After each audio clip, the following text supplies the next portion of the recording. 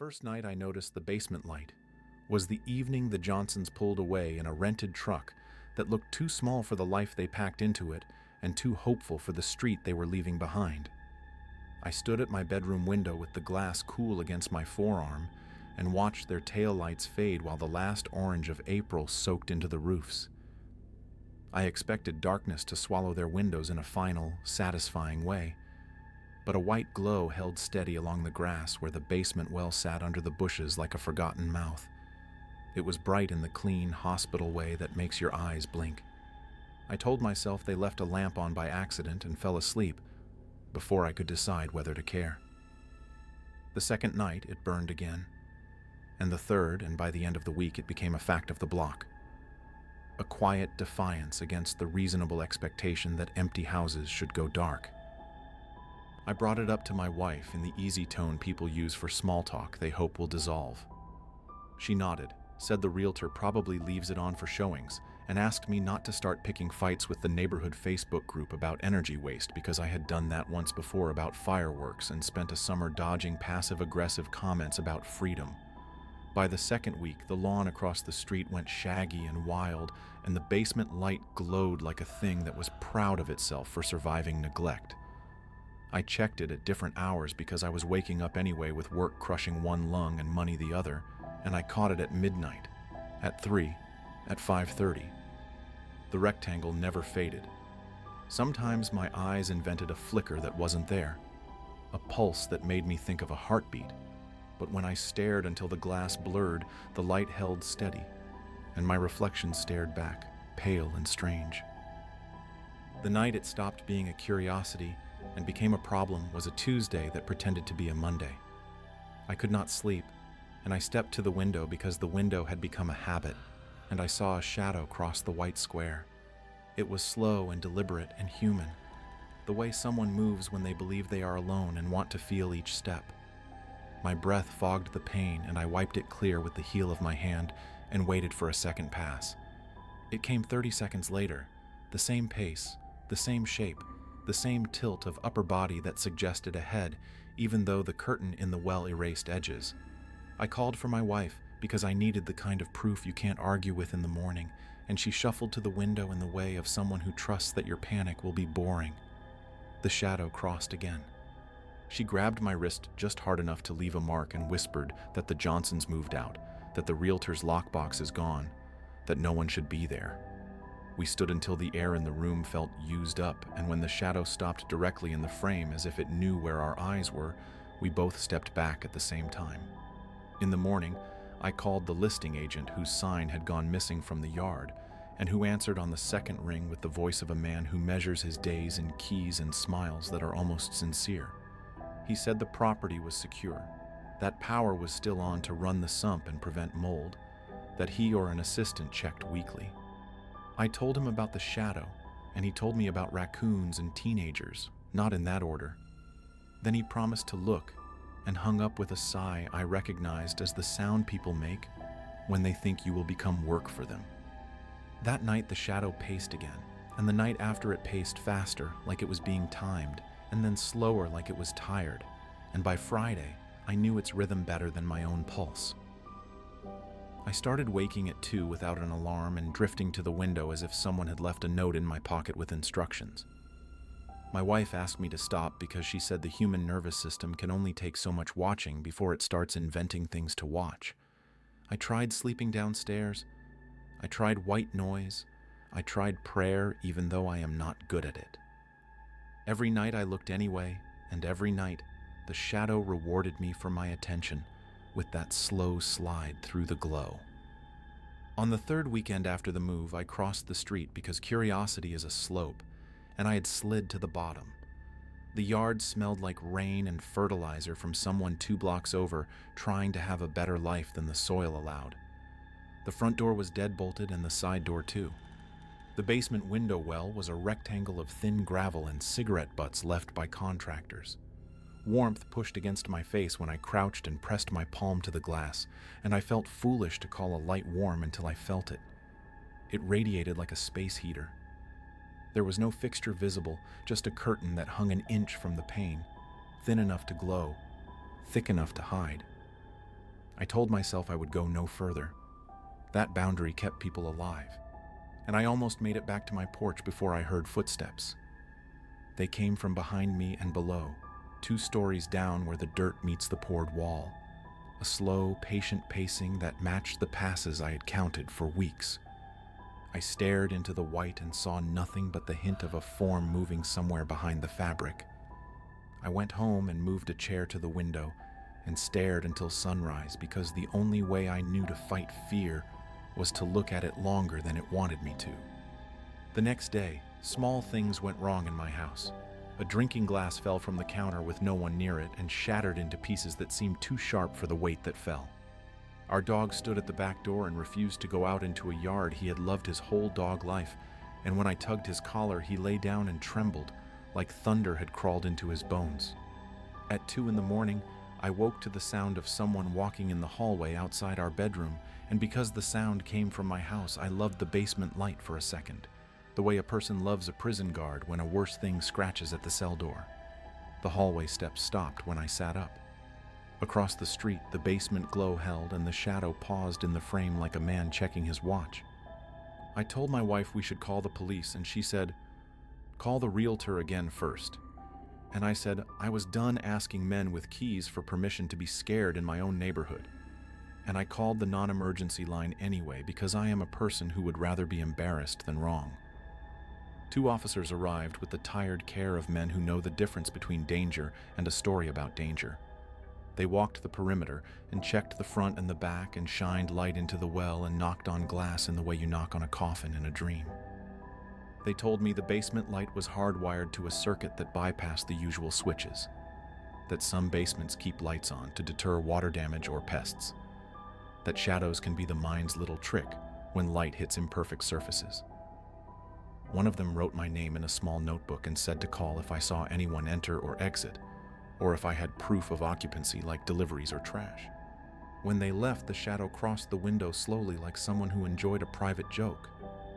The following morning, I called the utility company to ask whether the house across the street had active service, and the woman on the phone said she couldn't disclose account information. I asked whether the basement could draw power with accounts closed, and she said some municipalities keep service to prevent pipes freezing, and then she asked whether I needed help on my own account, and her tone told me we had reached the end of the helpful script. I sat at the window that night because I had learned nothing, and my brain wanted fresh input the way a broken tooth wants your tongue. Around 3, the shadow shifted differently, not a pass but a stop, and the curtain pressed outward like the body behind it leaned an arm against the fabric and waited for me to notice. My phone vibrated. A text from an unknown number read, "Keep watching," and the URL that followed looked like a phishing attempt designed by a child. I did not click it, but I also did not respond because responding felt like an invitation written in handwriting I did not want to recognize as my own. The next afternoon, I found an envelope wedged between my storm door and the jamb. There was no stamp, and my name was written on the front in pencil, with the careful carelessness of someone who wants to look ordinary. Inside lay a single photo printed on drugstore paper. It was my bedroom window at night, with my face caught half in the glare of my phone and half in the blue entirely of the basement light. Whoever took it stood in my yard close enough to smell the mulch. I showed my wife, and she said we needed to stay with her sister until we figured this out. I said leaving would not turn off that light, and she said leaving would keep our kids from learning what obsession does to a man who likes to think he is reasonable. We argued in the whisper that stories like this teach you until neither of us was entirely right. That night, I did not sit at the window, which is different from saying I did not look. I looked from the bottom of the stairs every 20 minutes, and then every 10, and then every 5. At 2:10, the shadow paced fast. At 2:20, it paused in the middle. At 2:29, it disappeared. At 2:30, it returned accompanied by a second blur that only existed if you refused to blink. I felt something slip in my chest that I associate with realizations you cannot put back. The way a child discovers his teeth will fall out, and a man learns sometimes lights are not for seeing by. On the first Saturday in June, I crossed the street a second time because men who say never twice in a row are men who have not yet met the right failure. I took a flat bar and a headlamp and the kind of stubbornness that masquerades as bravery. The basement well's curtain hung on a rod loose enough to shake. A thin seam along the aluminum frame told me the window had been pried before by hands stronger or more practiced than mine. I slid the bar, eased the latch, lifted, and felt air push like a breath from a mouth that had been holding its lungs for months. The heat made my eyes water, and the smell of hot copper and old laundry and something sweeter underneath made my tongue pull back from my teeth. I slid through and landed on concrete with my knees unlocked because I meant to be quiet and was not. The space was bare except for the light, which was not a bulb the way a bulb is a thing you unscrew. It was a plate in the ceiling the size of a dinner platter that poured colorless brilliance in a way that made shadows behave poorly. The light had a hum under it like a refrigerator down the hall behind a closed door. The hum cut in and out like a living throat trying not to cough. A faint trail of darker concrete circled the room, like someone had worn a path with shoes or bare feet until the dust learned to lay differently. I walked the circle because my legs did not trust any other shape.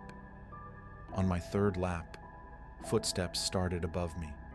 1 room over, 2 rooms over, then at the top of the stairs. I killed my headlamp because a person who is already caught in a trap sometimes wants to see what shape the teeth are. The light from the plate did not change to meet me. It stayed indifferent.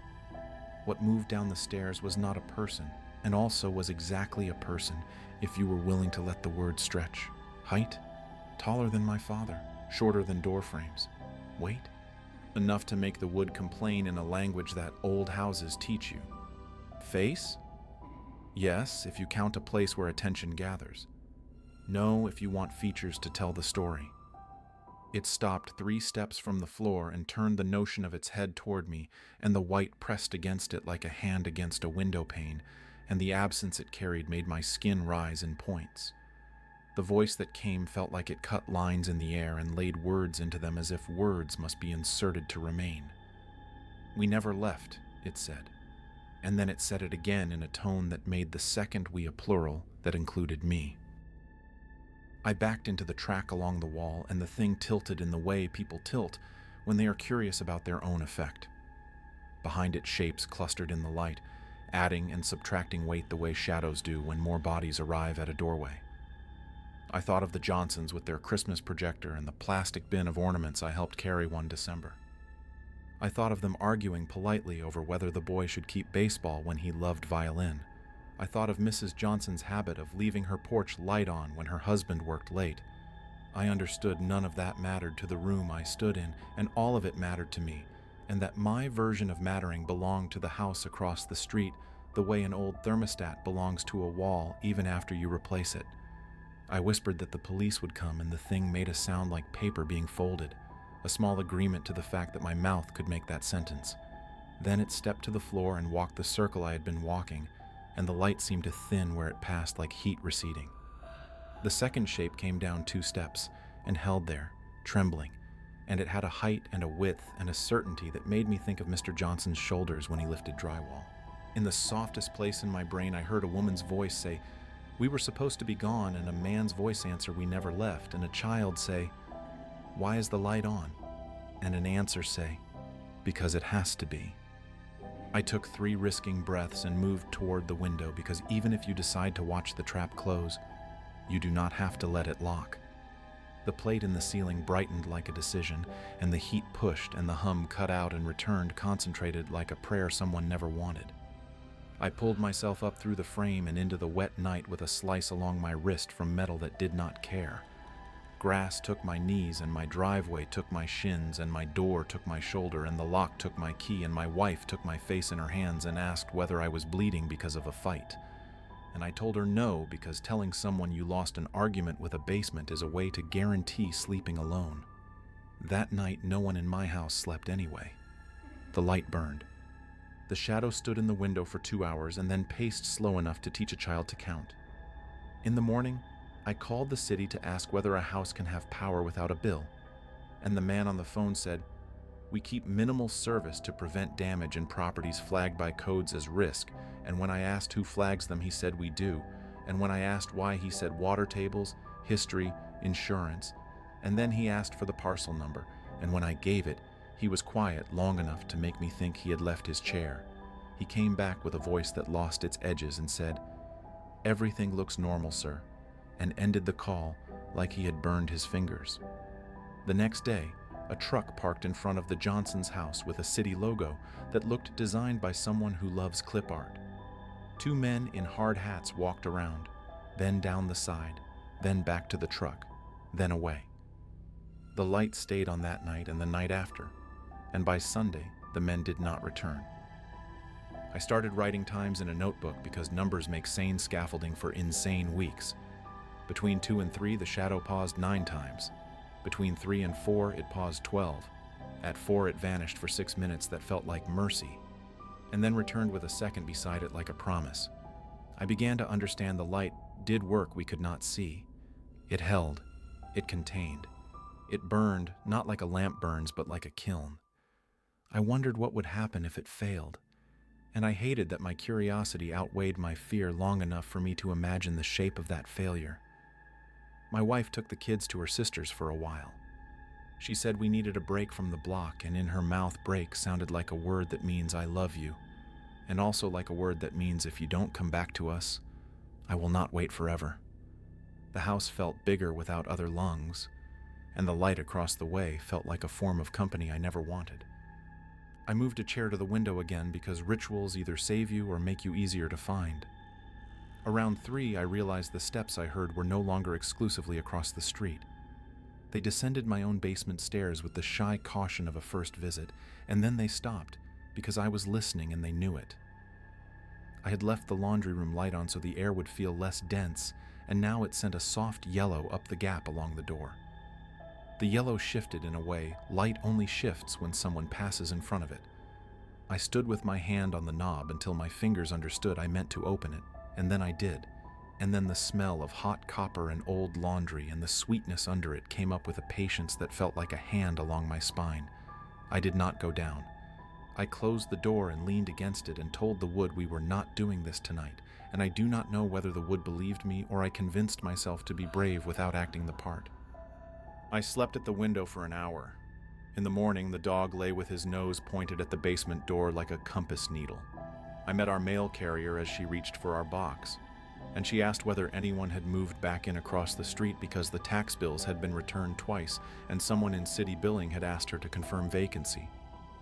I told her the neighbors were gone, and she made a face that said then, "Why the hell does the light keep me awake when I sort at 4? I looked at the light that afternoon in full sun, and it looked weak for once, like a habit caught embarrassed by day. And I got angry in the might of noon and told myself I would turn it off. I crossed, worked the window, slid into heat, looked up at the plate with a pain moving behind my eyes the way a storm moves behind a ridge, and reached for the small service box on the wall because it looked like the kind of thing that would give you a lever and a promise. The lever sat on and I slid it to off with a click that sounded final. The light did not dim. The hum did. It died in a long exhale that felt like a creature losing a grip. The brightness stayed. It even grew to fill the absence the way a person fills a silence with words. Footsteps began upstairs and then on the stairs, and then at the bottom beside me, and the heat rolled like a front moving in. "We never left," it said, and I answered, "I know."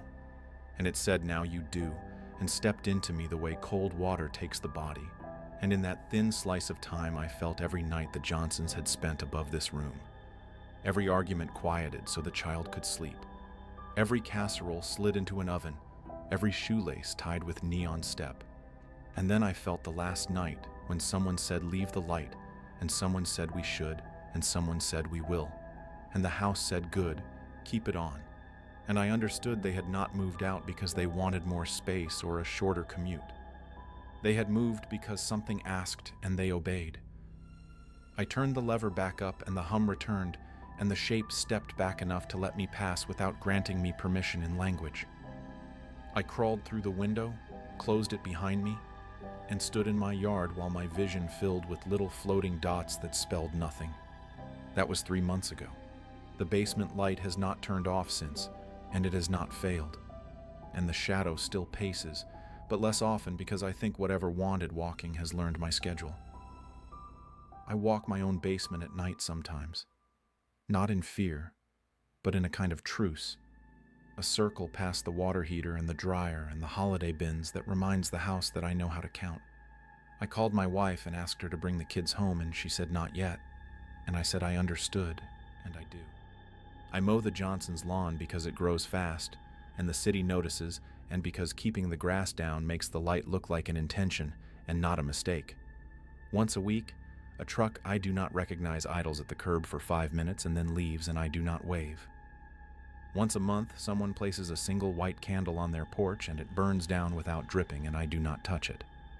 I sleep better than I did because accepting a job is easier than pretending the work is not yours. When neighbors ask why that light stays on, I tell them it is on an old circuit and that the city is slow to adjust, and they nod because bureaucracy is a ghost everyone believes in.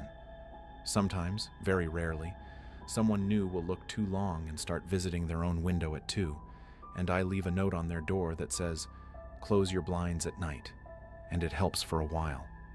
I will not tell you that I am a hero or a prisoner.